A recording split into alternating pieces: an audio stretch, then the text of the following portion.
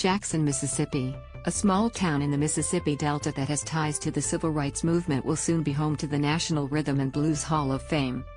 Project planners hope to finish building the facility in the town of Marks in 2 or 3 years, Velma Wilson, Director of Economic Tourism and Development for Quitman County, told the Associated Press on Tuesday.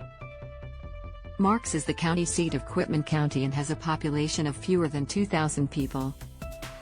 The project is the culmination of a 50-year effort to build a Hall of Fame for R&B musicians such as James Brown, Aretha Franklin and B. King. There is no other Hall of Fame in the world that is primarily focused and dedicated to the history of R&B music on a national scale, Lamont Robinson, CEO of the NRBHF, said in a news release. My vision to build a Hall of Fame to honor R&B and its contributions to civil rights, America, and the entire world is something that I don't take lightly. Robinson founded the Hall of Fame in 2010. Since 2013, it has inducted more than 200 artists. Marks appealed to Robinson due to its civil rights history. Martin Luther King Jr.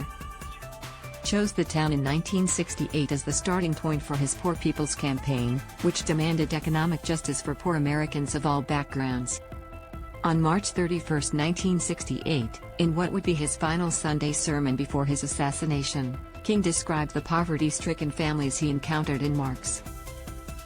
I was in Marks, Mississippi, the other day, which is in Quitman County, the poorest county in the United States. And I tell you, I saw hundreds of black boys and black girls walking the streets with no shoes to wear, King said at the National Cathedral in Washington. I saw their mothers and fathers. They raised a little money here and there, trying to get a little food to feed the children, trying to teach them a little something.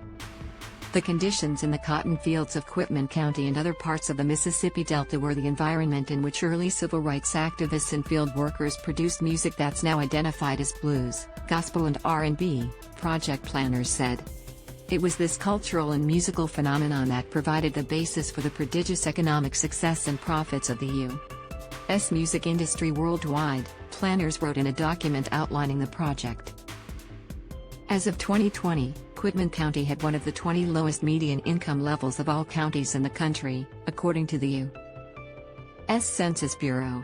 The Hall of Fame will be the catalyst to Delta tourism growth and opportunities, and a means to attract business and industry, said Democratic U.S. Representative Benny Thompson, who represents Quitman County. The city of Marks donated 5 acres, 2 hectares, of land for the project.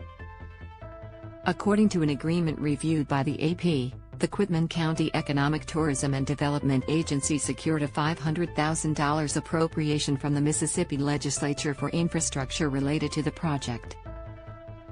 The agency also hopes to secure an $11 million federal grant through the U.S. Department of Transportation to beef up development around the Hall of Fame.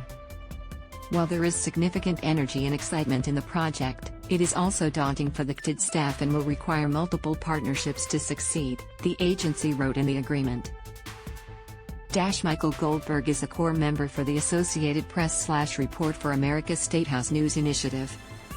Report for America is a nonprofit national service program that places journalists in local newsrooms to report on undercovered issues. Follow him on Twitter at twitter.com/MichaelGoldberg.